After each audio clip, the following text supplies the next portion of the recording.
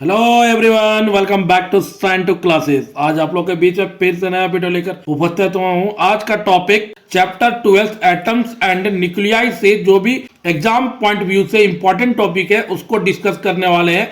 कौन सा टॉपिक से 1 मार्क्स, कौन सा टॉपिक से 3 मार्क्स या 5 मार्क्स पूछ सकता है, इसको बताते चलेंगे इस वीडियो में। तो एटम्स का जो फर्स्ट टॉपिक है, Rutherford's alpha particles scattering experiment. Thomson के एटॉमिक मॉडल को गलत साबित करने के लिए रदरफोर्ड ने एक एक्सपेरिमेंट किया था गोल्ड फॉयल के साथ। उस एक्सपेरिमेंट का नाम है Rutherford alpha particle scattering experiment. इनमें से 3 ऑब्जर्वेशन आया था कि आधा से ज्यादा अल्फा पार्टिकल सीधा पास कर गया था, कुछ अल्फा पार्टिकल कुछ एंगल से डिफ्लेक्ट कर गया था और 1000 में से 1 अल्फा पार्टिकल वापस अपने पाथ में रिट्रेस कर गया था। ठीक है, तो ये रदरफोर्ड आपको समझ आ गया। रदरफोर्ड को पॉजिटिव चार्ज और न्यूक्लियस का डिस्कवर करने का क्रेडिट दिया जाता है।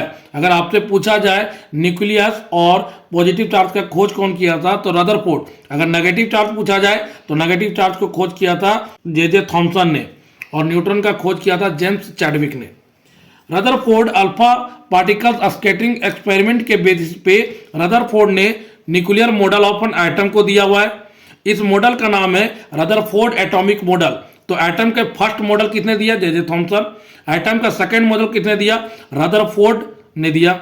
इस मॉडल का नाम था Rutherford nuclear model of an atom. तो उम्मीद करते हैं आप लोग एग्जाम में अच्छे से इसको पढ़ लिए होंगे। नेक्स्ट इंपॉर्टेंट टॉपिक है Bohr's atomic model. Bohr's atomic model में क्या होता है कि जो नेगेटिव चार्ज पार्टिकल होता है वो डिफिनिट वेलोसिटी से एक फिक्स सर्कुलर पाथ के चारों ओर घूमता है।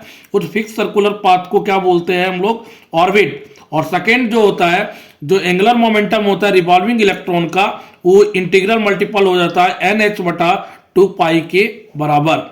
ठीक है, यहाँ पे n हमारा प्रिंसिपल क्वांटम नंबर जो नंबर ऑफ सेल को रिप्रेजेंट कर रहा है, h हमारा प्लैंक कांस्टेंट है, प्लैंक कांस्टेंट का डायमेंशन ml²T-1। और तीसरा होता है कि इलेक्ट्रॉन जब जंप करेगा एक ऑर्बिट से दूसरे ऑर्बिट में तो एनर्जी को रिलीज करेगा कौन सा फॉर्म में? फोटोन के फॉर्म में। और यही एनर्जी इलेक्ट्रॉन को ऑर्बिट में रखने का काम करता है। ठीक है, ये हमारा बोर्स एटॉमिक मॉडल है।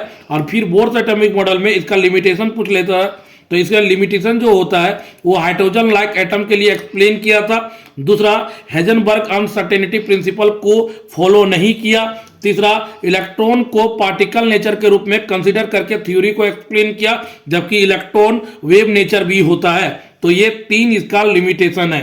थर्ड इंपॉर्टेंट टॉपिक है इमिशन ऑफ स्पेक्ट्रल सीरीज। जब इलेक्ट्रॉन हायर ऑर्बिट से लोअर ऑर्बिट में जंप करता है तो उस समय फोटॉन्स ऑफ पार्टिकुलर वेवलेंथ को रेडिएट करता है, जिसे हम लोग बोलते हैं स्पेक्ट्रल सीरीज।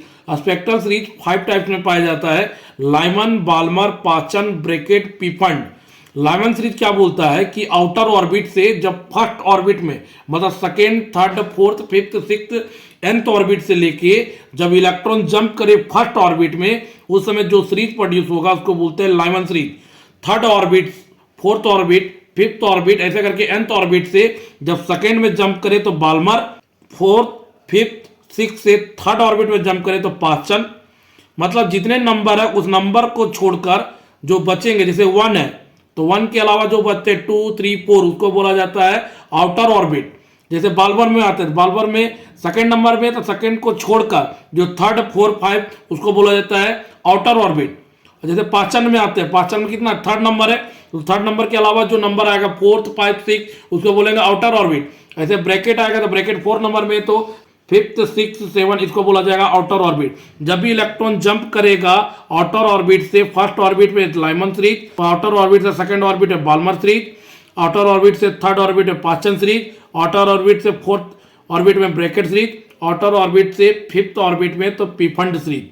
ध्यान दें, यहाँ पे लाइमन सीरीज को यूवी रीजन में रखा गया है, बाल्मर सीरीज को विजिबल रीजन में रखा गया है और पाचन, ब्रैकेट और पीफंड को इंफ्रारेड रीजन में रखा गया है। वेरी वेरी इंपॉर्टेंट है।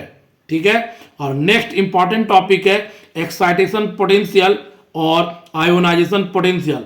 एक्साइटेशन पोटेंशियल किसको बोला जाता है? जिसमें इलेक्ट्रॉन को एक्साइट कर दिया जाता है ताकि इलेक्ट्रॉन जंप कर जाए एक ऑर्बिट से दूसरे ऑर्बिट में। जिस पोटेंशियल में इलेक्ट्रॉन एक्साइट हो जाए जंप होने के लिए एक ऑर्बिट से दूसरे ऑर्बिट में, उस पोटेंशियल को बोला जाता है एक्साइटेशन पोटेंशियल। उसी प्रकार से आयोनाइजेशन पोटेंशियल है, उसमें इलेक्ट्रॉन को आयोनाइज कर देंगे ताकि इलेक्ट्रॉन क्या करे, जंप कर जाए एक ऑर्बिट से दूसरे ऑर्बिट में। उस पोटेंशियल को क्या बोला जाता है, आयोनाइजेशन पोटेंशियल। तो उम्मीद करते हैं आपको समझ आ गया होगा कि एटम्स में कितने इंपॉर्टेंट टॉपिक है। एटम सबसे छोटा चैप्टर, और एटम से मात्र आपको पढ़ के क्या जाना है, Bohr's atomic model and limitation. इसी से क्वेश्चन आने वाला है, Bohr's atomic model and limitation, और दूसरा Rutherford nuclear model of an atom. ये दो इंपॉर्टेंट टॉपिक है जहां से 3 मार्क्स वाला क्वेश्चन आने वाला है। बाकी बात जितने भी टॉपिक है सारा से ऑब्जेक्टिव क्वेश्चन आने वाला है। उम्मीद करते हैं आपको एटम्स में समझ आ गया होगा कौन सा टॉपिक छोड़ना है और कौन सा टॉपिक पढ़ना है। थैंक यू, आपका दिन शुभ हो।